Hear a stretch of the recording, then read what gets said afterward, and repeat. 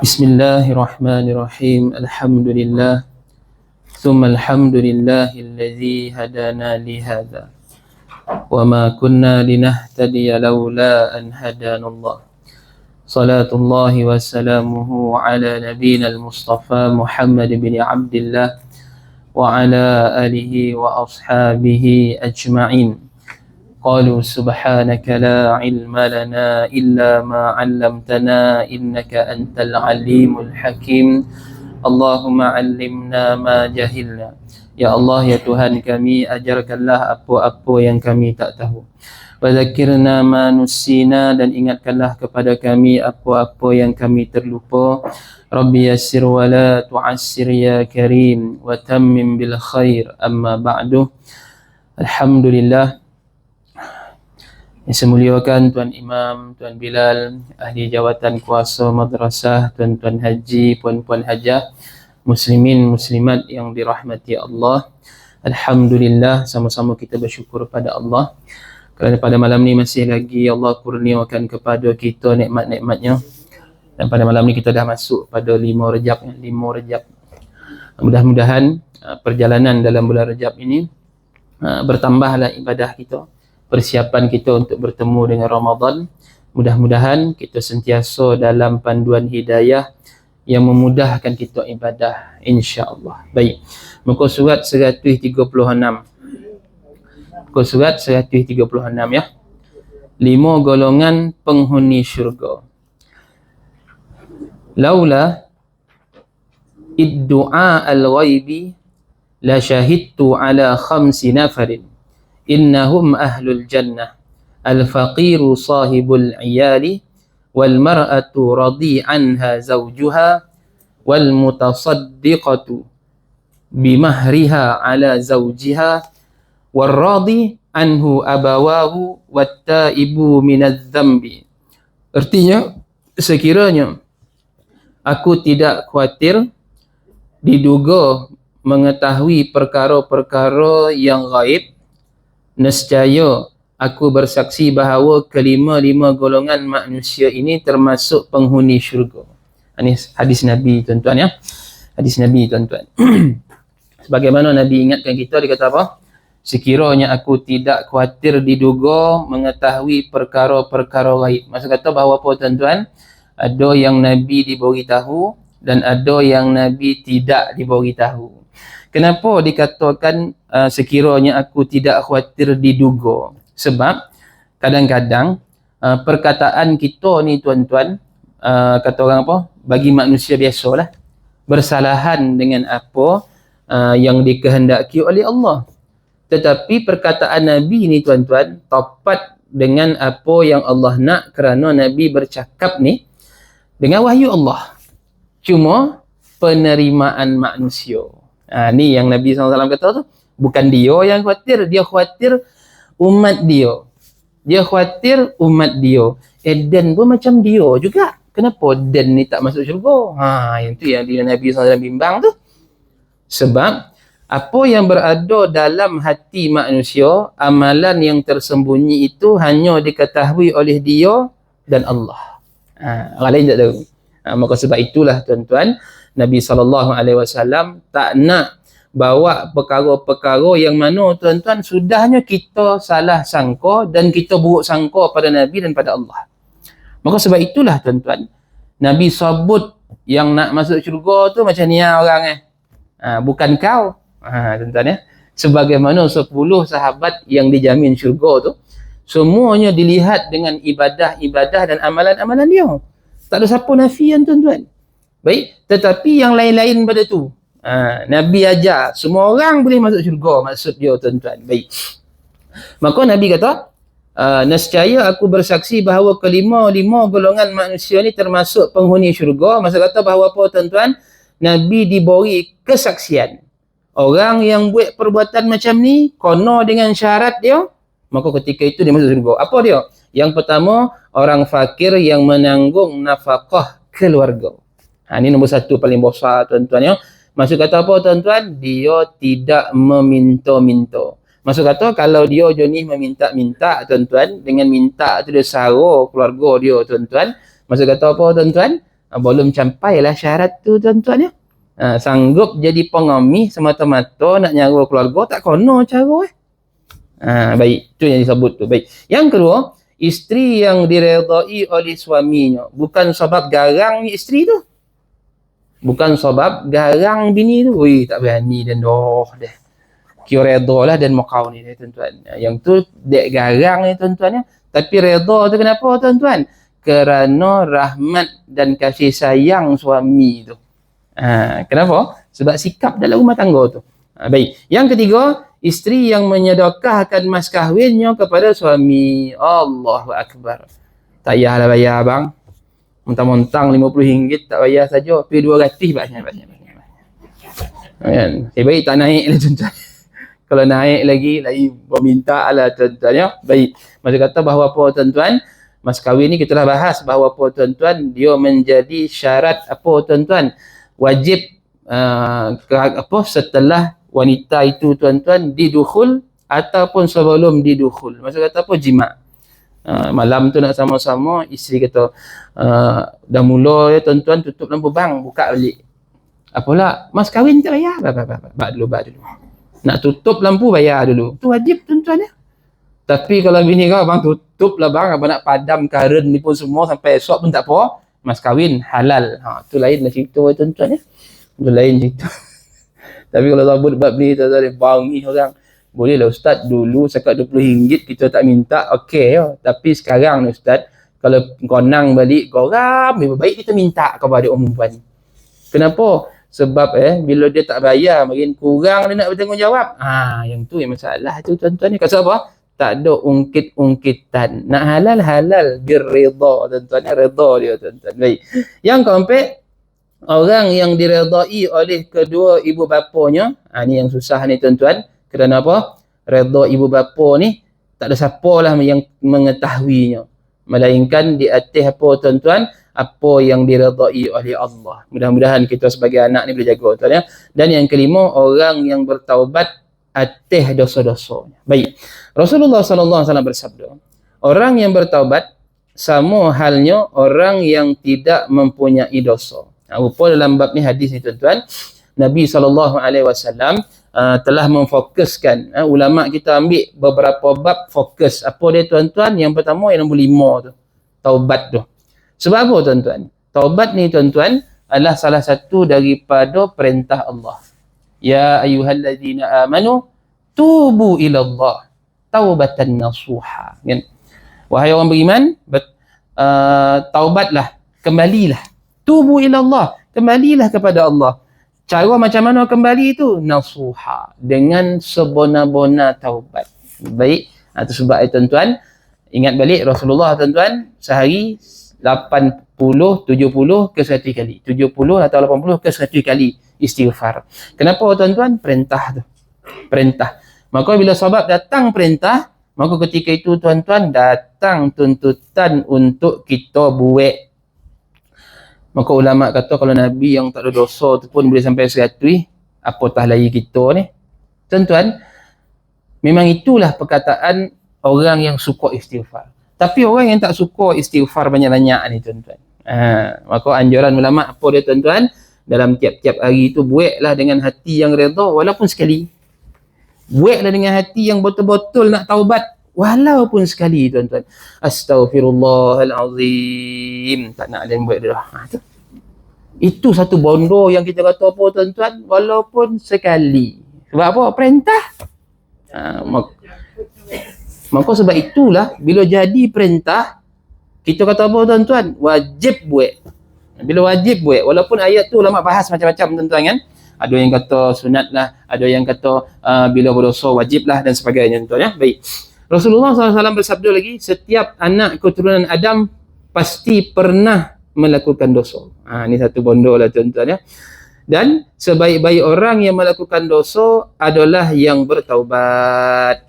Dan kita mengetahui bahawa apa tuan-tuan? Dosa adalah bondo yang dilarang. Tetapi kadang-kadang kita tergelincir. Baik. Tuan-tuan, melambik-lambik semayang tu tuan-tuan, termasuk dalam kategori apa dia tuan-tuan? Berdosa. melambai-lambai antara sahabat kan, berdosa tuan-tuan. Tetapi tuan-tuan, kata orang apa tuan-tuan, bila tuan-tuan sembahyang dengan kata orang apa tuan-tuan, rasa keadaan bersalah, sebab saja melambai-lambai kan, dia jadi sebahagian daripada taubat. Itu sebab ulama, itu sebab Nabi kata apa tuan-tuan, ada ibadah yang kita buat ni tuan-tuan, dia jadi apa tuan-tuan, ibadah yang menghapus dosa. Antaranya apa tuan-tuan, sembahyang lah kan. Itu sebab bila kita terlalai, leka dengan masa dan sebagainya tuan-tuan, maka ketika itu tuan-tuan jangan lupa, ianya adalah kesalahan dan ianya adalah dosa. Maka bila ada dosa ni tuan-tuan, nak buat tuan-tuan, taubat capek. Apa dia? Tuan-tuan semayang sungguh-sungguh, minta ampun di atas kelewatan tanpa sebab. Tapi kalau tuan-tuan dalam perjalanan, kan tuan-tuan memerlukan perjalanan, nampak masjid, oh dah azan dah ni, lalu ni masjid ni, lalu dah azan dah ni, lalu ni tengok waktu ada masa ni, tuan-tuan musafir tak apalah, tapi hati seronok tak? Tak seronok tuan-tuan. Lalu masjid tu tak seronok tuan-tuan. Nak juga kita singgah semayang, tapi kerana ada urusan, maka kita tangguh sekejap tuan-tuan. Maka kita kata apa? Itu ada sebab. Ini yang tak ada sebab ni, yang saja-saja ni tuan-tuan. Maka dia tanya, Ustaz, macam pagi tadi hujan lobek Ustaz kan.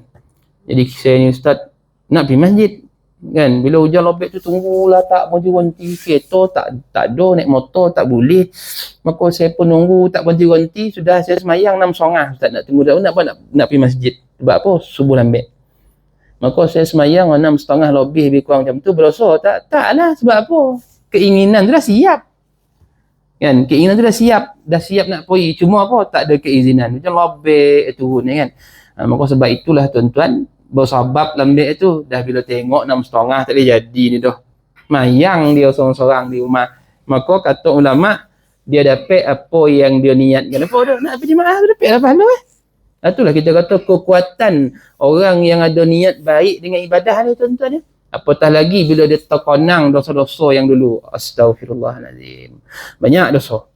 Mudah-mudahan Allah ampunkan tuan-tuan. Baik, tentang taubat, dalam hadis yang lain Rasulullah sallallahu alaihi wasallam bersabda lagi, sesungguhnya Allah sangat gembira dengan taubat hamba-Nya melebihi gembiranya orang kehausan yang menemui telaga, melebihi senangnya orang mandul yang kemudian mendapat keturunan, dan melebihi senangnya orang sesat dan yang kemudian menemui jalan. Nak kata apa tuan-tuan? Nabi kata Allah ni suka benar orang taubat macam mana tuan-tuan? Orang yang haus tiba-tiba dapat air, Allah lebih lagi kan. Lepas tu macam mana tuan-tuan? Orang yang tak ada anak ni tuan-tuan, tiba-tiba tuan-tuan dapat anak, kami riang, Allah lebih suka lagi orang taubat tuan-tuan. Tapi tak nak juga tuan-tuan kita dengan taubat tu tuan-tuan. Oleh itu tuan-tuan, Nabi kata, barang siapa yang bertaubat kepada Allah dengan taubat nasuha, dia akan membuat lupa kedua malaikat pencatat amal. Dengar tu tuan-tuan ya. Kiraman katibin ni, malaikat pencatat ni tuan-tuan, dia tak pernah lupa tuan-tuan ya. Kerja dia apa tuan-tuan? Sentiasa. Kerja dia apa tuan-tuan? Sentiasa. Hari-hari. Itu sebab tuan-tuan, bila kita ni bertaubat apa jadi tuan-tuan? Walaupun masa kita buat dosa tu dah ditulis tuan-tuan, maka lama tuan-tuan, kita ingat kita bertaubat tuan-tuan, sebahagian daripada nas mengatakan tuan-tuan, dia dikabur tuan-tuan ya, dikabur. Dan sebahagian daripada nas dia kekal kat situ. Sebab apa tuan-tuan? Sebab Allah nak tunjuk rahmat dia di hari akhirat nanti. Allah akan kata apa? Tuh, dosa tu yang ditimbang tu, yang tu semua aku dah ampunkan. Allah nak tunjuk rahmat dia tuan-tuan. Maka orang tu bila dia nunggak atas mizan tu bila Allah kata dosa tu aku dah ampunkan, maka tuan-tuan sujud dia tuan-tuan di mizan. Sujud dia tuan-tuan. Kenapa? Perbuatan taubat dia tu tuan-tuan diterima oleh Allah. Seolah-olah apa tuan-tuan? Besarnya rahmat Allah Ta'ala ni tuan-tuan. Maka sebab itu jangan berhenti taubat. Saya dah cerita di masjid baru ni tuan ya. Yang kawan saya tu tuan-tuan kan, dia macam putih asal benar, macam kata apa tuan-tuan, macam merajuk benar dengan Allah Ta'ala ni tuan-tuan kan. Seolah-olah apa tuan-tuan, bila dia pergi Makkah dia doa, Allah tak makbulkan doa dia tuan-tuan, dia merajuk tuan-tuan ya. Dia semayang sekadar semayang ya, qiyamul lail tak nak, wirid apa semua tak nak lah. Belum ni. Dia dah balik daripada Makkah lah. Sekarang ni berada di HUKM lah, HUKM, berawatan. Maka bila saya pergi melawat ayah had baru ni, dia nampak muka saya dulu tuan-tuan. Bono yang pertama dia bantai meraung. Dia kata Wan, aku ni Wan, walaupun selalu dongar kuliah kau selalu cakap dengan aku, tapi aku kalah satu benda. Apa dia? Aku merajuk dengan Allah, dia kata. Sebab bila Allah tak bagi apa yang aku nak. Sebab orang kata pergi Mekah ni Allah makbul doa. Allah makbul doa. Tapi bila aku doa Allah tak bagi, aku rasa merajuk. Kenapa Allah tak bagi? Kan? Maka tuan-tuan, bila saya nampak je tuan-tuan, ya Allah, tahu sabarnya hati ni tuan-tuan. Kawan-kawan boleh kata macam tu tuan-tuan. Saya kata, bang, kalau lah bang, setiap benda yang kita minta tu Allah bagi tahu, mesti kita tak bersyukur. Kan? Mesti kita tak bersyukur. Tetapi bila Allah tangguh, maka ketika itu jangan lupa, setiap daripada susah tu akan ada senang. Lepas tu dia lari rasa menangis, dia kata batu, dia kata sebab bila dia tak nak pergi hospital tu, penyakit dia merebak teruk.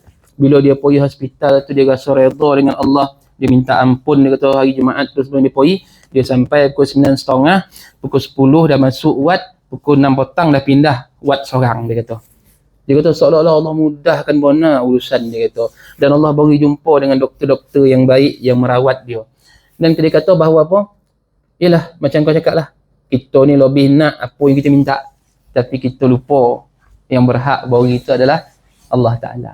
Maka kerja tuan-tuan duduk situ, dia banyak istighfar, dia menangis, dia kata seolah-olah apa? Dia lupa ke Allah tu lagi sakit daripada sakit dia kata. Dia kata bang, itulah taubat. Mudah-mudahan Allah terima dan apa yang sepatutnya kau buat. Itu sebab bila saya tengok tu tuan-tuan kan, kita rasa bahawa apa tuan-tuan, cakap sedap, sabarlah. Dan Allah nak bagi. Cuba kono sendiri tuan-tuan kan. Satu. Saya fikir kak, kalau dan kono pun belum tentu dia. Dan saya kata dia bang, kalau dan nak sakit, kau tolonglah sokong dia macam mana dia boleh datang tengok kau, supaya apa dan ni tak kalah. Supaya dan ni orang yang kata apa, tak merajuk dengan Allah. Dia kata insya-Allah dia kata. Sebab kadang-kadang lah tuan-tuan, isteri ni menyokong juga. Tapi kadang-kadang isteri ni tuan-tuan, dia menyokong tak semacam mana kawan-kawan ni nyokong. Kadang isteri ni ada bahasa laki dia, takkan dia khabar, dah tahu sakit pergi hospital, nak mampu kata. Tak boleh lah tuan-tuan, dia pun tahu. Kalau kono macam kawan macam saya, kami sadap ngorengnya tuan-tuan, akaun. Jadi kita kata bahawa apa tuan-tuan, bila tengok tu tuan-tuan, saya pergi Ayahat, ada kawan-kawan pergi hari Senin tengok tuan-tuan, nampak banyak perubahan tuan-tuan. Sebab apa? Sebab kita kata kalau Allah sayang dengan kau, pilih kau jadi tetamu dia, kau pergi umrah bulan 12, Allah pilih, takkanlah Allah nak biarkan kau bila kau balik ke Malaysia ni. Sudah pasti ada benda Allah nak bagi. Syarat dia apa? Jangan sangka buruk dengan Allah Ta'ala. Kan? Itu sebab banyak orang hari ni tak nak taubat. Kenapa tuan-tuan? Sangka buruk dengan Allah. Ya ke Allah ampunkan? Ya ke Allah ampunkan? Dah sampai saya terfikir tuan-tuan. Saya kata bang, betul lah Nabi kata tu orang tu hidup dia sebagai ahli syurga. Dia semayang, dia ibadah, dia qiyamul lail, dia ngaji sebagai, tapi hujung-hujung hayat dia lupa ke Allah. Macam kau lah mengajuk ke Allah. Kan kau tak nak qiyamul lail dah, kau tak nak wirid, kau tak nak apa. Jadi memang kau ni takut kau lah salah seorang daripada ahli ni aku. Yang Allah cakap macam tu. Tak, dan kata seolah-olah terbayang gambaran hadis Nabi tu. Kau jangan lupa. Jangan lupa. Hari-hari lah tuan-tuan, saya WhatsApp dia tuan-tuan, cakap dengan dia. Kenapa tuan-tuan? Sebab dia memerlukan sokongan. Orang sakit ni dia macam tu tuan-tuan dia. Bayangkanlah kalau sendiri tak sakit. Ui, cakap kami sadap ni. Ustaz, kau macam ni. Ni ustaz dia tak tahu lah. Kalau sakit gigi tak apa jadi. Bengong. Nak khabar apa tuan-tuan? Allah Maha Penyayang tuan-tuan ya. Baik, itu sebab Nabi kata siapa taubat Allah buat malaikat pencatat tu lupa. Dia membuat lupa seluruh anggota tubuhnya dan seluruh permukaan bumi itu dari kesalahan dan dosa-dosa yang pernah dilakukan. Kenapa? Selain daripada malaikat pencatat, apa jadi tuan-tuan? Makhluk menjadi saksi. Bumi, tangan, kaki, kulit yang merakam kesalahan-kesalahan kita tuan-tuan, dia akan jadi hujah. Dia akan jadi saksi mendakwa kita. Maka dia pun akan lupa tuan-tuan. Kenapa? Togah ada satu ibadah apa dia tuan-tuan? Taubat. Apa dia? Kembali pada Allah. Jangan buat lagi dah. Mudah-mudahan kita termasuk dalam golongan-golongan itu insya-Allah. Amin. Perkara yang keenam, 5 tanda orang-orang yang bertakwa. Uthman bin Affan radhiyallahu anhu berkata, khamsun hunna alamatul muttaqina, awwaluha alla yujalisa illa man yuslihud din ma'ahu wa yaghlibu farja wal lisana wa idza asabahu syai'un 'azimun minad dunya yarahu wabalan wa idza asabahu syai'un qalilun minad dini tanama dzalika wa yamla'u batnahu minal halali khaufan ay yukhalitahu haramun wa yuran nasa kullahum qad najaw wa yara nafsahu qad halakat. Artinya 5 perkara yang merupakan tanda-tanda orang yang bertakwa. Tuan-tuan, dah banyak kita bahas pasal orang bertakwa ni tuan-tuan. Tetapi kata-kata sahabat tentang takwa ni tuan-tuan cukup banyak tuan-tuan. Kerana apa tuan-tuan? Sahabat-sahabat ni dokek dengan Nabi dan dia mendongar banyak pengriwayatan demi pengriwayatan daripada Nabi sallallahu alaihi wasallam. Baik, yang pertama. Apa dia tanda orang bertakwa tu? Yang pertama, tidak bergaul kecuali dengan orang-orang yang boleh memperbaiki agamanya, memelihara kemaluan dan ucapannya. Maksud kata apa tuan-tuan? Kalau dia berkawan ni tuan-tuan, apa tuan-tuan? Agama terjaga. Kemudian apa tuan-tuan? Maksiat-maksiat keji berkaitan dengan kemaluan ni tuan-tuan, dia tidak terlibat. Kenapa? Ada orang yang cogah dia, kawan dia sendiri tuan-tuan, bukan kawan yang ngajak. Sebab kita dengar sejak kebelakangan ni tuan-tuan, macam-macam cerita, macam-macam isu dalam media massa dan sebagainya tuan-tuan, dengan pusat pelacuran lah, dengan hotel-hotel yang menawarkan atau apa tuan-tuan, masuk dengan khidmat seks dan sebagainya tuan-tuan, cukup menakutkan. Kan kita tak nak kita berkawan ni tuan-tuan sanggup sampai ke arah itu tuan-tuan. Kan jenis-jenis maksiat zina ni dia tak sensitif. Sepatutnya kawan-kawan lah. Kono lebih ambil borek.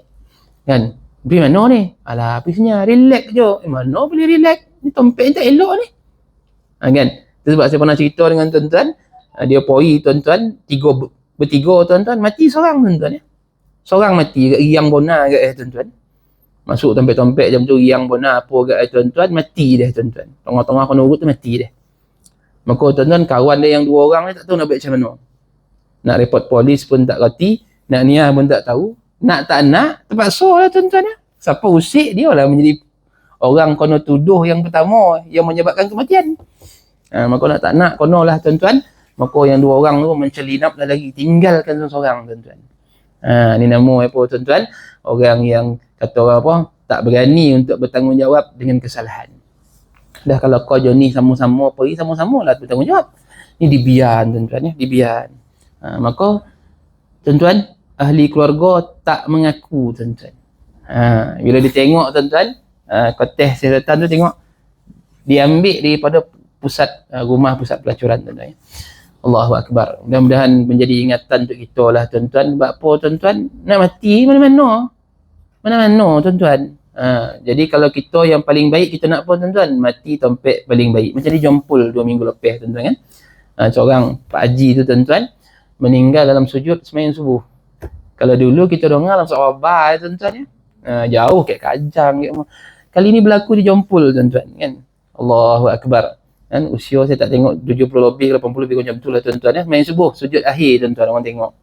Kalau tak orang dah wirid-wirid tak bongkar dah tuan-tuan kan. Tengok tak bongkar dah. Subhanallah. Semua orang nak macam tu tuan-tuan. Cara macam mana tuan-tuan? Kena ada lah orang yang selalu bawa pergi tompek-tompek begitu.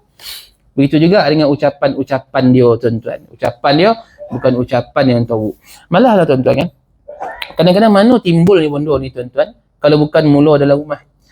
Tuan-tuan tengok. Saya ingat semalam ke kemarin tuan-tuan ya. Keluar dalam TikTok ke FB yang sekarang ni kan budak-budak kan dah habis periksa. Dibuatlah masuk rumah hantu tuan-tuan kan. Masuk rumah hantu. Budak-budak ni masuk rumah hantu ni tuan-tuan. Reaksi dia. Macam mana tuan-tuan?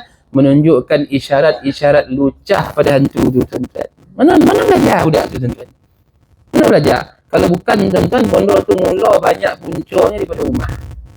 Kan? Walaupun orang golak tengok video tuan, tapi pada share lah tuan-tuan, saya nampak bukan benda yang boleh digolak tuan-tuan. Sebab apa tuan-tuan? Tak sepatutnya budak gadang tu tak seronok kan? Menunjukkan isyarat lucah tuan-tuan.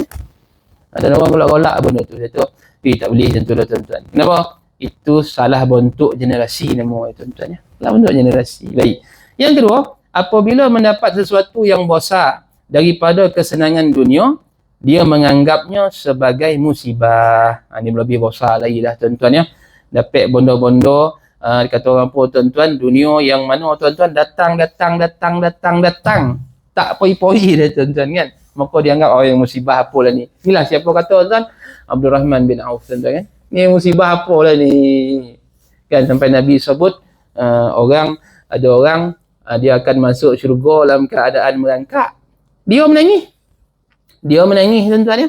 Kenapa? Banyak dibolit dengan harta masuk syurga tapi merangkak meraung. Kalau kita dongang merangkak pun tak apalah wahai Rasulullah. Yang penting masuk syurga tu.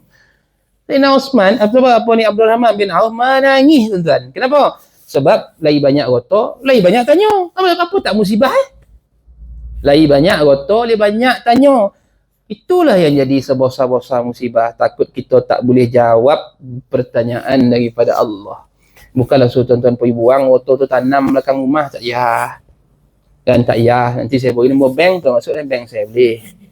Saya tahu guna. Ini semua teknik-teknik tuan-tuan ya, teknik nombor. Sampai kadang kata saya, buat gurau ya. Ya Ustaz. Ustaz nanti kau usah masuklah nombor akaun dalam WhatsApp. Pojok tuan-tuan. Kalau kau terbolit, rasa musibah, kau nak beri ke dan dalih tak nak. Dalih tak nak. Nak kata bahawa apa tuan-tuan, gunakanlah supaya apa tuan-tuan, dia jadi harta akhirat. Yang banyak tuan-tuan ya. Dan yang ketiga, apabila dia mendapat sedikit kenikmatan daripada urusan agama, dia memandangnya sebagai keuntungan yang besar. Ingat, dapat buat sekocik-kocik ibadah. Apa dia dapat hari tu istighfar? Astaghfirullahalazim. Sekali, tuan-tuan, itu nikmat. Kenapa? Boleh jadi ada orang atas muka bumi ni, sekali pun dia tak sebut tuan-tuan.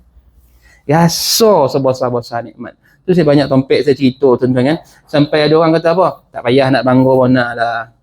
Anak-anak yang dapat khatam hafazan Quran ni tak payah bangga lah.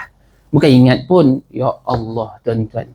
Khabar budak tu nak ngapal pun susah dah. Kan? Budak tingkatan 1 tu tuan-tuan ya. Dia tengah ngapal, kawan dia dah selesai ngapal, dah belolah dah. Dia tak apa-hafal lagi ni. Tapi belolah juga. Kenapa tuan-tuan? Budak.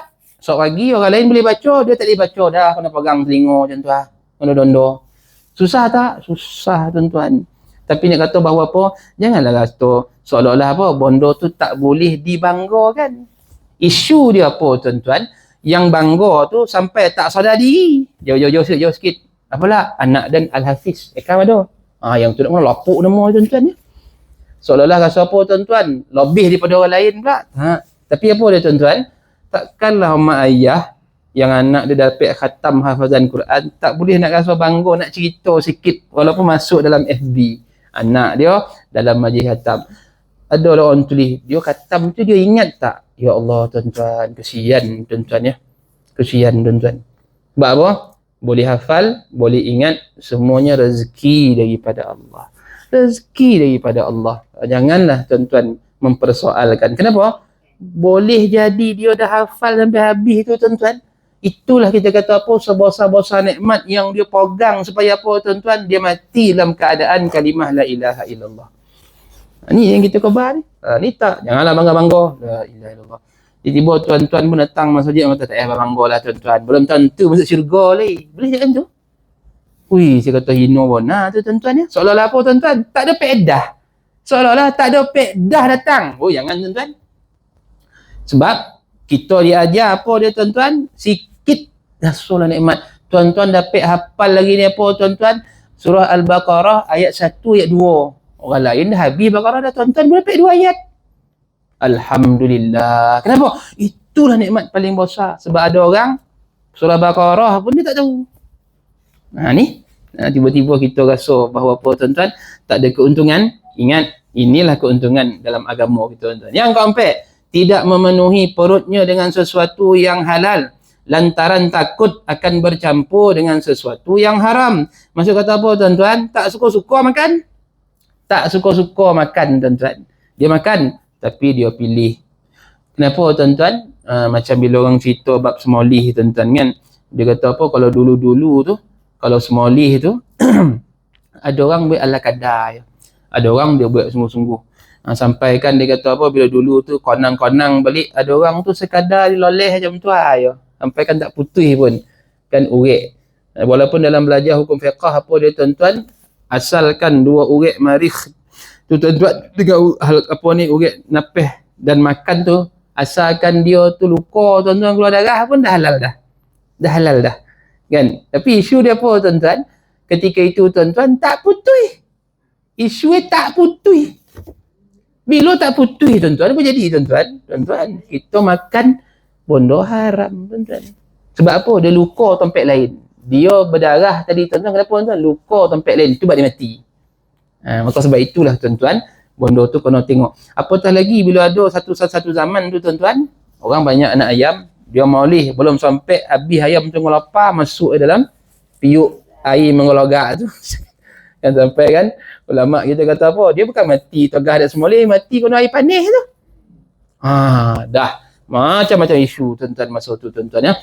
Maka kita ni tuan-tuan, bila nak makan tu tuan-tuan, ya halal, tetapi pandang-pandang, tengok-tengok. Sebab apa? Kadang-kadang dia halal, tetapi bimbang dia bercampur dengan sesuatu yang haram yang kadang-kadang kita tak sedar tuan-tuan. Maka sebab itulah tuan-tuan, perkara ni ulama kata apa? Banyak bona makan tuan-tuan ya. Banyak bona makan. Sampai apa tuan-tuan? Lepas konyang-konyang, malih nak ibadah. Ini antara maksud daripada apa disebut oleh Sayyidina Osman bin Affan ni tuan-tuan ya. Apa tak jadi haram Langkau 2-3 waktu semayang, tak semayang tu dia qadha ya. Tu memang haram jadah nama tuan-tuan, bukan haram lagi dah tuan-tuan. Soalan apa tuan-tuan? Tak kenal nikmat. Yang kelima, melihat orang lain bersih dari dosa sedangkan melihat dirinya sendiri penuh dengan dosa. Tak boleh tuan-tuan. Tak boleh tuan-tuan ya. Itu sebab kita kata bahawa apa tuan-tuan? Yang boleh macam mana tuan-tuan? Setiap daripada amalan yang kita buat tu tuan-tuan, orang lain bersih, kita pun sama bersih. Tetapi tuan-tuan, kalau tuan-tuan ni lihat tuan-tuan kita ni asyik berdosa ya, seolah-olah apa tuan-tuan? Tuan-tuan telah mencela diri tuan-tuan lebih daripada yang sepatutnya. Cuma dalam perkataan ni dia kata apa tuan-tuan? Kita tengok orang lain banyak pahala dan kita ni apa tuan-tuan? Kurang pahala. Boleh. Tapi kalau kita kata kita ni dah ni banyak dosa, apalah nak jadi dengan dia ni? Nama ya imam, tapi dosa banyak. Kalau orang macam tu, baik kau tak payah jadi imam. Tu imam tu berdosa tu, kenapa? Dia sendiri mengaku. Dia ni mengaku banyak dosa. Tak boleh tuan, tak boleh. Sebab kita kata apa tuan-tuan? Jangan sampai tahap mencela, sebab orang bertakwa, dia tak cela diri dia. Tapi apa tuan-tuan? Taubat. Dengan dosa dia. Baik. 7. 5 sifat yang tercela. Tu tuan-tuan tengok kan. Susunan ni tuan-tuan, ulama susun kenapa tuan-tuan? Supaya dokek dengan kita tuan-tuan. Lepas masuk syurga, apa dia? Dia tarik sifat takwa. Sifat takwa kena ada bagi orang yang nak masuk syurga. Kemudian apa tuan-tuan? Orang takwa ni, dia tak buat sifat-sifat yang tercela. Baik. Ali bin Abu Talib radhiyallahu anhu berkata, "Laula khamsu khisalin la sara an-nasu kulluhum salihina, al-qana'atu bil jahli wal hirsu 'ala ad-dunya wasyuhu bil fadli war riya'u fil 'amali wal i'jabu bir ra'yi." Artinya, jika bukan kerana 5 sifat tercela ini, nescaya manusia akan selamat dari kehancuran. Kenapa tuan-tuan? Sebab dia datang daripada hawa nafsu. Apa dia? Sifat-sifat tercela tersebut ialah yang pertama, rasa puas dengan kebodohan. Allah Rabbi. Kenapa? Sampai tak nak belajar. Ada tak lagi orang ni tuan-tuan? Ada tuan-tuan. Saya baru-baru ni tuan-tuan, bila pergi ngajar satu topik tu tuan-tuan, bila kita cerita berkaitan dengan qada semayang. Sebab mulanya dia tanya, "Ustaz, betul ke?" Sebab ustaz dalam TV tu sebut. Dia semua yang payah tu tuan-tuan ya. Dia ambil ustaz dalam TV, kita ni tak dalam TV pun Ustaz dalam TV tu sebut, mana-mana orang yang tak qada semayang dia, maka semayang sunat dia tu tak diterima. Kan?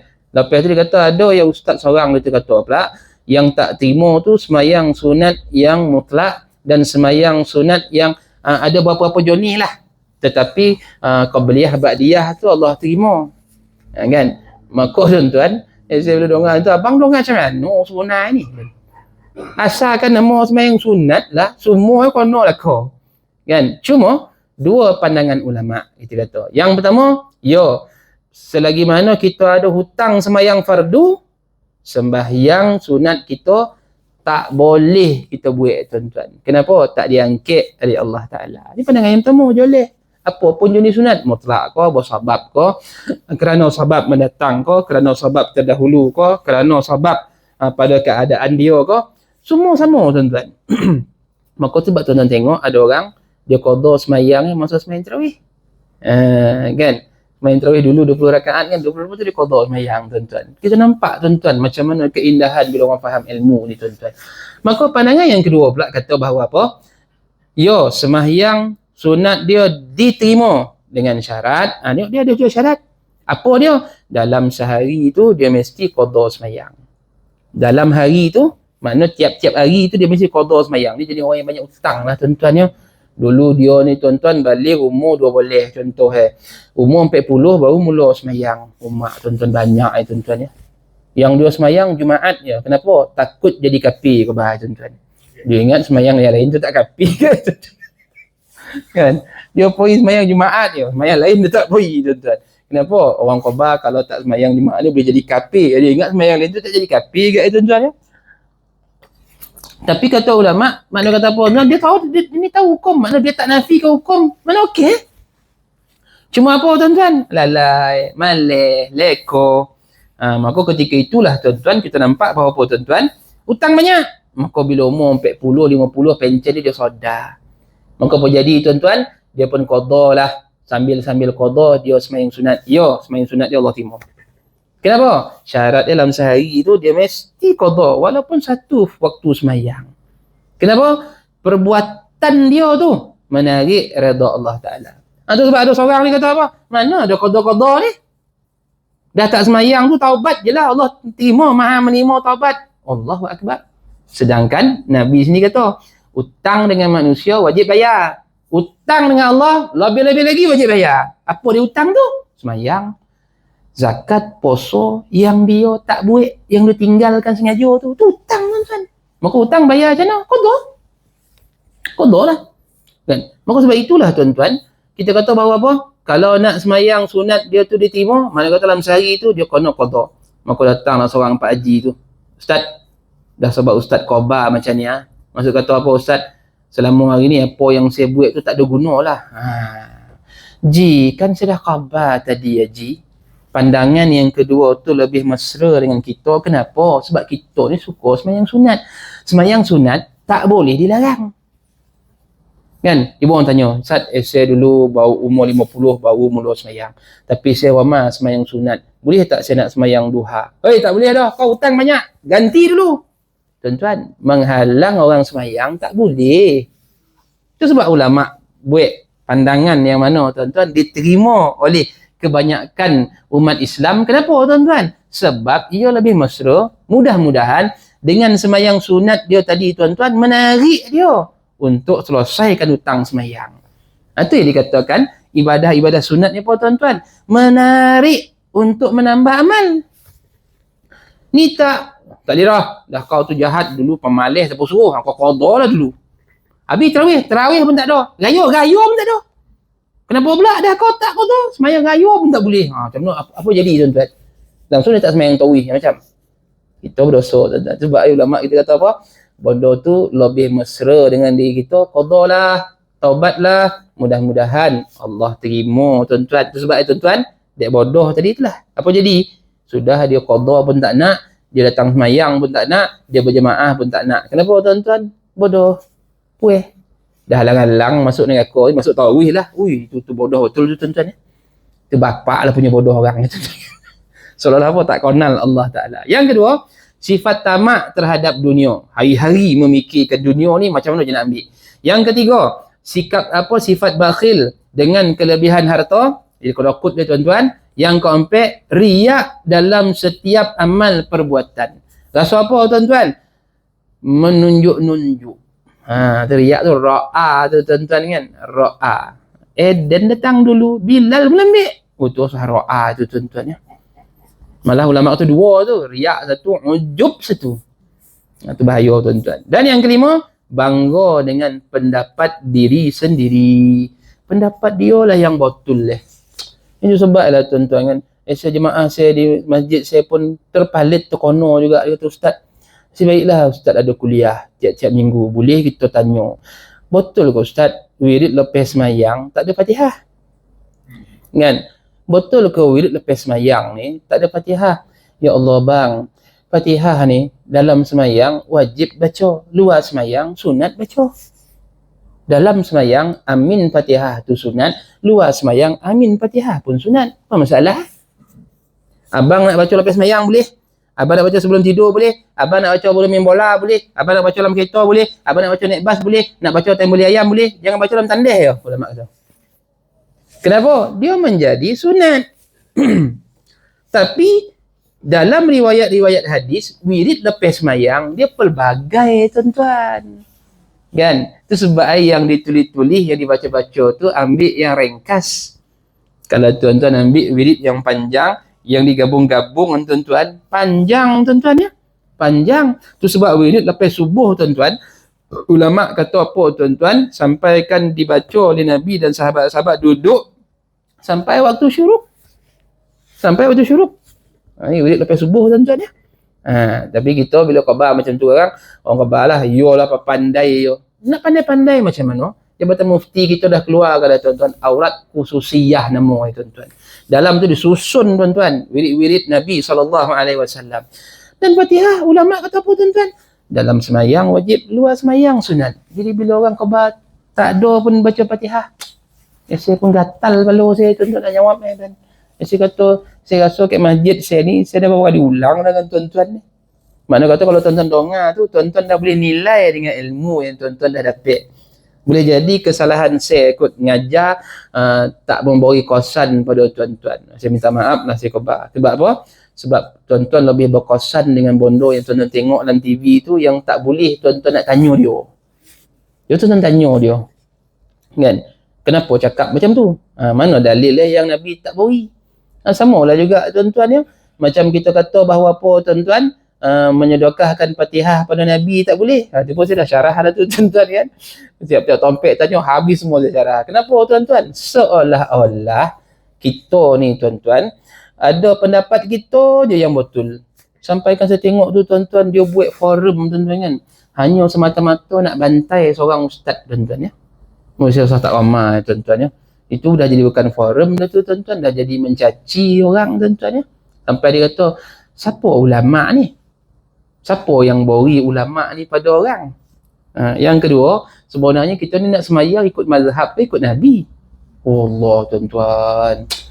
Entahlah tuan-tuan ya. Saya pun tak tahulah perkara-perkara begitu kenapa dia dibosa-bosakan. Sampaikan tuan-tuan, orang tu rasa bangga dengan pendapat dia tuan-tuan. Sampai orang lain kalau tolak pendapat dia, tu tak sealiran dengan Dan. Macam mana boleh kata begitu? Sedangkan tuan-tuan, di kalangan ulama-ulama mazhab pun tuan-tuan saling menghormati. Imam Syafi'i pun kata, kalau hadis yang dibaca oleh Ahmad bin Hanbal itu lebih baik, itulah mazhab aku. Kalau Imam Malik punya hadis lebih sahih, itulah mazhab aku. Kenapa ulama dulu saling menghormati, tiba sampai zaman kita ni tuan-tuan tak boleh terima pendapat orang. Baik, maka sebab itulah tuan-tuan, kita kena ada sikap ni apa dia? Pendapat kita tak semestinya betul. Kan? Dan ada pendapat orang yang lebih baik. Maka nilai tuan-tuan, nilai itu penting. Baik. Rasulullah sallallahu alaihi wasallam bersabda, Allah benci orang yang pandai dalam urusan dunia namun bodoh dalam urusan akhirat. Allahu akbar. Itu sebablah tuan-tuan baru ni tuan-tuan kan. Bila ditanya pada saya, Ustaz, apa hukum kita ambil upah gali kubur, mandi jenazah tu boleh tak? Ambil upah. Tuan-tuan, bondo wajib. Ya, fardu kifayah ni tuan-tuan ya, ini wajib tuan-tuan ya. Maka tuan-tuan, sukarela itu afdal. Sukarela itu afdal, saya kata. Tapi yang sebenar bila mati seorang anak Adam tu, ahli waris dia kena gali kubur ahli waris itulah kena mandi dan mengafankan jenazah tu. Tapi kalau ahli waris tak boleh, tak ada kepandaian, tak ada kepakaran, harus dia menyediakan upah. Harus. Dengar tu tuan-tuan ni kan? Harus. Habis tu selama hari ni saya minta 400.5, tak boleh lah. Jawapan dia tak boleh. Jawapan dia memang tak boleh. So bondo tu pun dia wajib. Sebab dia minta. Sebab dia minta. Tapi kalau ahli waris, dia sediakan. Dia tengok dia tak mampu nak gali, jumpa tukang gali. Saya bagi upah 400.5. Untuk je lah. Yalah khabar, tak cukup. Sekarang ni GST bah. tak boleh. Tak boleh, dia kata kan. Apa dah lagi dalam bab tu bab wajib, tuan-tuan, bab wajib. Memanglah nak boleh fardu kifayah. Kan maknanya kata apa, bila selama mana ada orang buat selesai. Tapi mana bila tak ada orang buat, tergantung semua jangan main, jangan ambil pasal. Bondo wajib, tak boleh. Minta upah, tak boleh. Tetapi ahli waris kena sediakan. Kalau dia tak boleh buat. Habis kalau ahli waris tak bagi, Ustaz, alhamdulillah ada pahala. Ui, tak sanggup saya dah, Ustaz. Tak sanggup ke bahasa dia? Saya tak sanggup dah. Tapi kalau 7.5, yo saya sanggup. La ilaha illallah, tuan-tuan. Allah, kocik bona kita ni, tuan-tuan, dengan bondo-bondo akhirat ni, tuan-tuan. Maknanya kata apa? Dia tak ambil nilaian akhirat, dia tak ambil. Tak nampak. Itu sebab pada saya lah, tuan-tuan, dulu-dulu yo mayang jenazah kan, orang tunggu kat pintu, tuan-tuan kan. Lepas mayang kan, bori kat tangan. Kita pun dulu ambil. Orang pun tahu hukum ambil tu tak dibenarkan, tuan-tuan kan, tak dibenarkan. Maka ahli waris dah tak nombok kat pintu dah. Apa kojo masa orang doa tu dia masuk tu. Yang dimasuk tu kalau tuan-tuan perasan lah. Saya tengok, saya ingat tahun 2000 orang dah mula masuk poket ni, tuan-tuan. Pun orang tak nak, orang bagi balik. Kan pun orang bagi balik, tuan-tuan. Masa ketika itu apa dia buat, tuan-tuan, masa dokek-dokek orang tengah baca doa tu, ada tangan dia letak, tuan-tuan. Biar orang ambil. Pun orang buat tak nak agak. Sebab orang tahu hukum. Maka sampai zaman hari ni orang tak bori dah, tuan-tuan. Tapi apa, tuan-tuan, orang masuk dah tabur masjid, tuan-tuan. Orang tahu. Sebab apa, tuan-tuan, bondo tu bondo wajib. Yo. Sebab orang dah faham. Kan? Potah dulu RM1, 50 sen, sampai masuk RM5, tuan-tuan. Biasa kebang orang untung kalau orang kebang apalah tak ada orang mati pula RM5. Bertunggu orang mati, tuan-tuan. Orang jahat memang gitu. Tapi nak kata apa, tuan-tuan? Itulah bondo yang menjadi kesalahan kita. Kenapa, tuan-tuan? Sebab urusan dunia ni kita pandai ambil. Aduh, cara, tuan-tuan. Tapi bab urusan akhirat langsung tak faham, tak nampak, tak nak pun berkorban untuk akhirat ni, tuan-tuan. Sebagaimana Nabi dengan sahabat-sahabat ni buat, tuan-tuan ya. Lepas tu pula, kalau buat urusan akhirat tu, ikut kehendak dia. Ikut kehendak Nabi. Kita dah kata dah, yang afdalnya lahat ni, lahat topi. Tak Ustaz, lahat yang afdal teraju, tengah. Saya kata, siapa pula ngajar kau ni kan? Dia tahu Nabi SAW ajar lahat topi. Kenapa? Ada 3 hikmah Nabi kata kan. Ada 3 hikmah. Yang pertama apa dia? Dia tu mudah untuk dihadapkan mayat tadi ke arah kiblat. Mudah.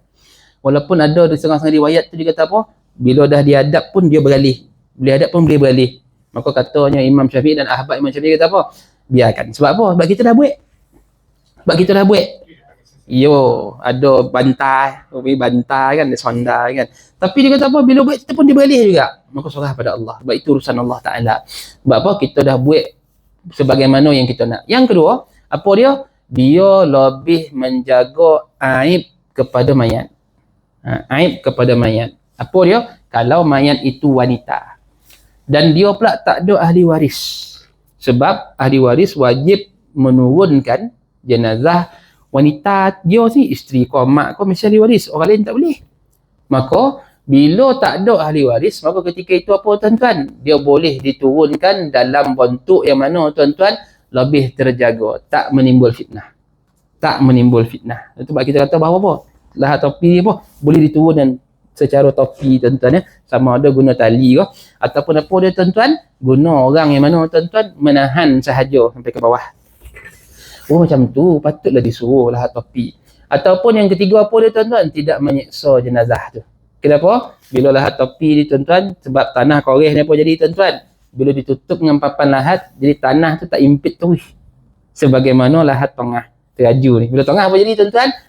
Tanah tu tahu Imam 4. Yang menahan tu hanya papan tu saja. Papan tu mana nak tahan lama tuan-tuan ya. Yo, maka apa jadi? Bila habis masa raput papan tu, dia pun menghempap tu. Oh, patut. Yo, tu sebab dia kata apa? Mandap kubur tu nanti menyebabkan papan tu pecah. Tapi bila lah tapi mudah-mudahan dia tidak menyeksa jenazah itu tuan-tuan. Habis tu Ustaz, dah kalau tanah kau okay, boleh buatlah tapi buatlah. Tapi kalau tak boleh, kena buat teraju, buatlah teraju. Sebab itu pilihan yang ulama bagi. Yang diajar. Ini tak tuan-tuan, kita tengah lawa sikit. Cerita lawa pula dah. Yo, lepas tu pula ada orang kata Ustaz, kalau teraju ni tak boleh Ustaz, kita langkah mayat dah. Macam pula bila nurun tu dengan angkang tu ke bawah tu. Berbeza dengan lah topi lebih kita kata apa? Lebih mesra kata ulama ni.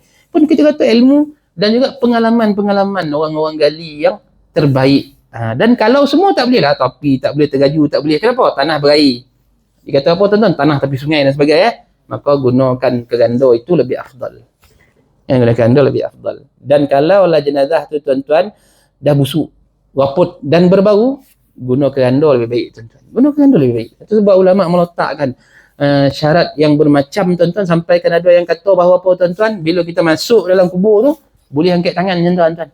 Mana dalamnya tu, kedalaman dia tu sama ada tinggi seorang lelaki ataupun lelaki angkat tangan gitu. Sekurang-kurangnya sampai hasta setengah. Itulah ilmu yang diajar oleh ulama tuan-tuan. Bila kata Ustaz pernah ngali kubur, pernah. Dan bukan saya pernah sekali ngaju dalam kubur tu pasal bila orang nak buat lahat tu semua nanya, Ustaz kalau saya buat macam ni macam mana? Kita modify sikit. Kenapa nak modify pula? Ingat boleh renovate juga tuan-tuan. Lahat pun nak renovate Tapi ada beberapa tompek tengok tuan-tuan komeh tuan-tuan ya. Kerana itulah rumah yang terakhir. Nabi kata apa tuan-tuan? Kafankanlah dia dengan pakaian yang dia biasa pakai kan, dan semadikanlah dia, kebumikanlah dia dengan tompek yang luweh dan selesa. Tompek luweh dan selesa. Itu nasihat Nabi SAW. Ini semua ilmu dah tuan-tuan tentang akhirat tuan-tuan. Jangan tak ada langsung rasa untuk kita dapat akhirat. Baginda SAW bersabda lagi, dosa orang alim itu satu, sedangkan dosa orang bodoh itu dua. Allahu Rabbi. Nak kata bahawa apa tuan-tuan, orang alim akan sentiasa dengan panduan-panduan ilmu dia, bertaubatnya, tetapi orang-orang yang bodoh ni apa tuan-tuan, kekal dengan dosa. Itu yang jadi dua tu. Baginda SAW juga bersabda, zuhud terhadap urusan dunia itu akan menenangkan hati dan badan, sedangkan kesenangan terhadap dunia itu akan membebani hati dan badan. Maksud kata apa tuan-tuan? Kalau kita asyik mikir dunia ni tuan-tuan, apa jadi tuan-tuan? Panik tuan-tuan. Panik. Orang pun mikir, tak lama lagi anak nak sekolah, lepas tu nak raya, duit tak ada. Duit tak ada. Poilah jadi jagalah, jualnya lah. Kan panik tu. Tapi kalau orang yang zuhud, bolehlah solat seorang. Kalau yang lama tu boleh guna dulu. Ada joki, kita buat. Tu. Itu bukan itu lebih yang menjadi tuntutan kepada kita semua. Wallahu ta'ala alam. Kita berhenti situ dulu tuan-tuan ya. InsyaAllah kita sambung lagi tuan-tuan. Bulan depan tuan-tuan. Ada sebulan lagi lah tuan-tuan kita ni sebelum jumpa Ramadan ni tuan-tuan. Mudah-mudahan sebanyak ilmu yang kita dapat tuan-tuan, boleh kita sama-sama amalkan insya-Allah. Ada soalan nak nanya tuan-tuan? Tak ada ya? Baik, bismillah. Lepas asal biasa kita tak boleh kan? Kita mayar lepas asal. Boleh. Sebagaimana saya sebut sebelum ni, yang tak boleh pada waktu-waktu yang dilarang adalah sembahyang sunat mutlak. Ya. Yang bersabab boleh, qada wajib. Walaupun biasa. Wajib. Cuma katanya Ibnu Qayyim kan, Ibnu Jauziyah kata apa? Kalau boleh janganlah buat dekat tempat orang tak biasa buat. Contoh dekat masjid atau di khalayak ramai. Atau kau sembahyang apa? Kan? Sedangkan yang kita dah belajar tuan-tuan, sembahyang qabliyah asar kalau tak sampai buat sebelum asar tadi. Sebelum asar kita boleh buat lepas asar. Kan? Selama mana belum habis waktu asar, boleh sembahyang qabliyah asar ni. Kan kita dah sentuh benda tu tuan-tuan. Maksud kata bahawa apa tuan-tuan? Kalau kono masyarakat tu dengan ilmu biasa, okey. Cuma di Malaysia ni Bila tengok lepas asar, semayang apa? Kan? Jadi lepas asal tu kita niat qabliyatan tak? Kita boleh niat qabliyah. Kalau kita tak sampai semayang qabliyah asar, boleh. Kita sampai-sampai lah ambil, dah orang semayang asar, semayang dulu.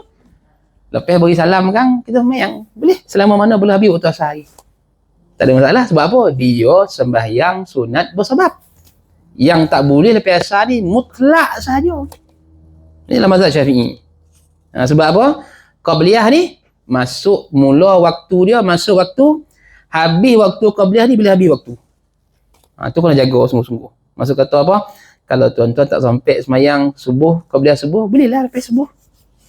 Selama mana boleh habis waktu subuh. Cuma jangan buat kat tempat tak biasa buat. Takut orang khabar sosek. Sosek kau ni dan. Kenapa pula semayang lepas sunat lepas subuh? Lah, kan ustaz dah ajar. Tu budaya tu yang kita kena ada tu.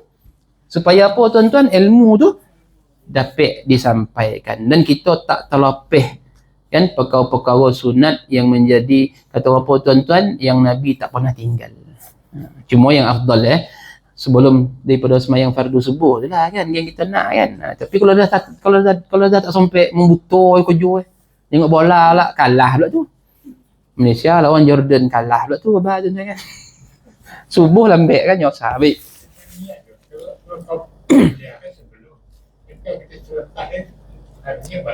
Baik. Qabliyah. Kalau kita untuk qabliyah, kita niat qabliyah. Dan dia tu adaan bukan qadaan. Ya adaan sebab apa? Dalam waktu lagi, masalah waktu. Makna dia qabliyah. Ya. Sebab apa boleh? Sebab dia masih berada dalam waktu yang boleh ditunaikan qabliyah. Apa dia boleh waktu ni? Baik. Cuma ikut tertib lah. Janganlah lepas semayang zuhur tu semayang ba'diyah dulu. Semayanglah qabliyah dulu. Lepas itu baru semayang ba'diyah. Kena raih tertib lah. Kena raih tertib dia. Raih tertib. Wallahu a'lam. Macam asal kita tak ada ba'diyatan. Ya, tak ada. Okey, jadi qabliyatan ni saya buat 4 rakaat sebelum asal. Ya. Buat selepas asar. Buat qabliyatan. Kau nak sebut. Sebab dia masih lagi berada dalam waktu. Selama mana boleh habis waktu asar. Wallahu a'lam. Baik, sila aja. Bagi aja dulu, bagi aja dulu. Ajar dekat tangan dia tu. Sila aja. Semayang dan sunat isyak. Baik. Lepas isyak. Baik. Jadi 4 rakaat. Jadi kalau kita malam boleh tak kalau lepas semayang isyak tu terus semayang qada. Baik. Boleh tak lepas semayang isyak tu kita qada semayang tak payah ba'diyah. Boleh? Macam mana? Niat sekali. Niat sekali. Saja aku qada semayang isyak. Contoh kita qada semayang isyak kan. Isyak yang sebelum ni, semayang isyak dan ba'diyah isyak. Boleh, tak ada masalah. Dan ba'diyah isyak. Baiklah kan? Selesai. 2 dalam 1. Sebab ia dibenarkan dalam mazhab Syafi'i. Rugilah kalau tak guna kan. Senang, lengkas, copek. Baik, silakan. Baik.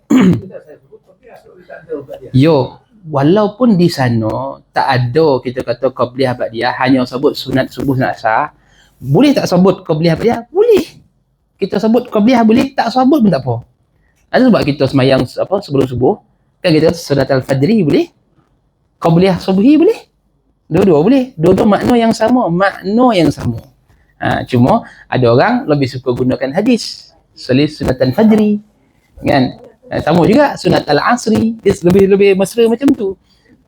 Tapi kalau nak sambut juga qabliyah, boleh tak? Boleh. Kenapa? Dia termasuk dalam kategori semayang rawatib. Bila rawatib ada 2. Qabliyah ba'diyah.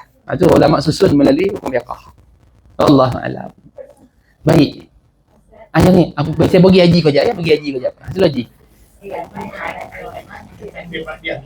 Baik.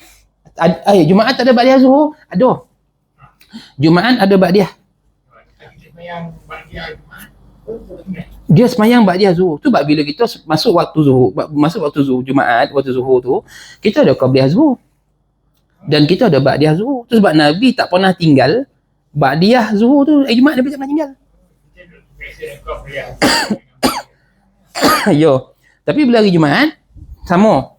Lepas azan sebab Nabi kata baina kulli azanaini salah.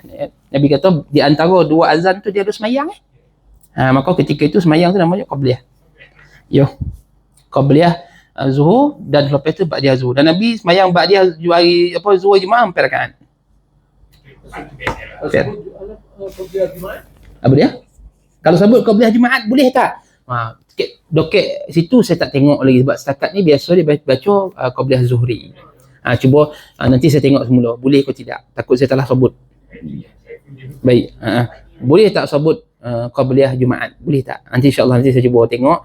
Nanti kita bincang bulan akan datang. Kalau macam zuhur kita 4 sebelum. Boleh kalau Jumaat? Sama juga. Sebab dia mengikut kepada hadis yang disebut Nabi tu. Kan? Sebab kita ambil beberapa hadis 2 sebelum subuh, 4 sebelum zuhur, 4 selepas zuhur, 2 selepas maghrib, 2 selepas isyak. Ya. Yo, hari Jumaat 4 sama. Sebab meraihkan hadis fadilat tu. Arba'ah tu. Meraihkan hadis fadilat arba'ah. Tu sebab dia ada masa. Sebab dia 4 rakaat sebelum Jumaat itu tidak mengganggu dan tidak la darara kata ulama, dia tidak memudaratkan Jumaat. Dia tidak memudaratkan Jumaat. Banyak orang dia mau 2 Yo. Silakan. 2 boleh, 4 pun boleh. Kenapa? 2 tadi muakkad, 2 tadi mutlak. Ya, maka kenapa? Yo, aku bukan muakkad tapi kita panggil mutlak kan. Kenapa Jumaat ada yang ambil muakkad saja, tak buat mutlak tadi? Sebab meraihkan hadis muakkad tadi. Jadi dia meninggalkan mutlak. Boleh tak? Boleh. Tapi dia buat dua-dua boleh. Mengikut kesempatan. Sebab semayang zuhur, semayang hari Jumaat, qabliyah Jumaat tu tak boleh dibuat sebagaimana zuhur-zuhur biasa. Lambat tak boleh. Dia kena segera. Kalau nak buat 2 segera, nak buat 4 pun segera. Macam tu. Allahu a'lam. Laju sikit. Yo. Laju sikit. Silakan Kak, minta maaf Kak Yo. Silakan. Kalau ada masjid ilmu, kita buat tahiyatul masjid campur duha. Maknanya kuliah duha kan? Kuliah duha kita datang. Okey, kuliah duha kita datang, nak buat combine duha dengan tahiyatul masjid boleh tak? Jawapannya boleh. Sebab duha berwaktu, tahiyatul masjid tadi apa dia? Iaitu bersabab.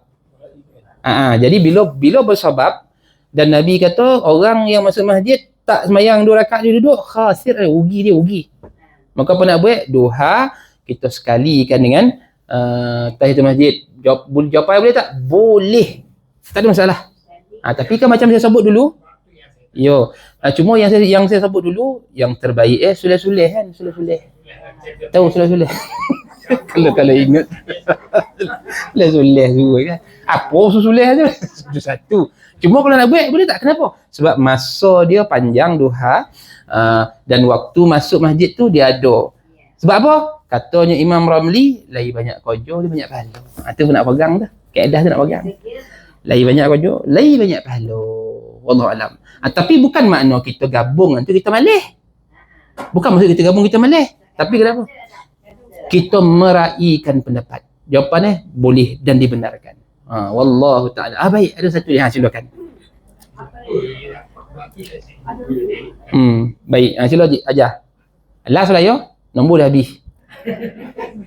Apa ni? Ustaz, kalau kita masuk masjid, ibu tengah mengajar. Kita pun masuk masjid, mana ada boleh kita semayang banyak masjid ataupun kita baik. Dalam masjid nak atau tak nak, yang afdal tahiyatul masjid. Tapi kalau kita tak nak tahiyatul masjid, kita boleh duduk dengan syarat kita baca baqiyatus salihah.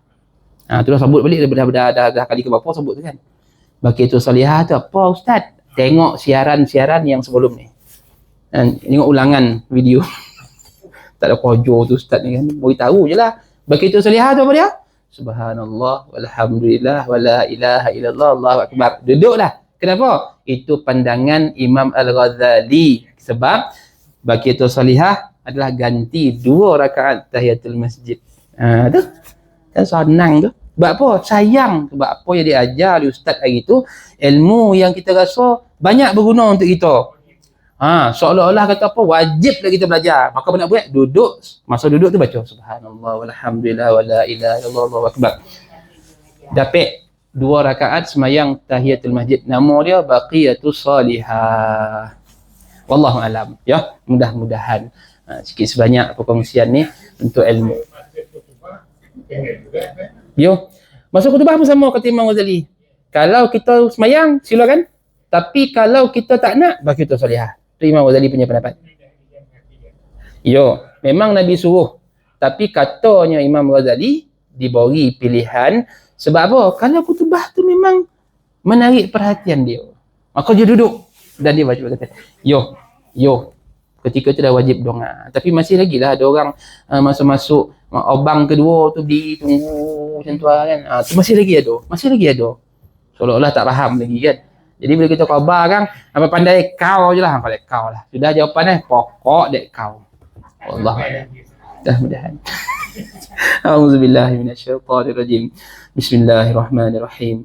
Alhamdulillahi rabbil alamin wassalatu wassalamu ala asyrafil anbiya'i wal mursalin wa ala alihi wa sahbihi ajma'in. Allahumma zidna wa la tanqusna wa akrimna wa la tuhinna wa a'tina wa la tahrimna وآثرنا ولا تؤثر علينا وأرضنا ورض عنا وصلى الله على سيدنا محمد والحمد لله رب العالمين. Minta maaf terkasar bahasa. Assalamualaikum warahmatullahi wabarakatuh.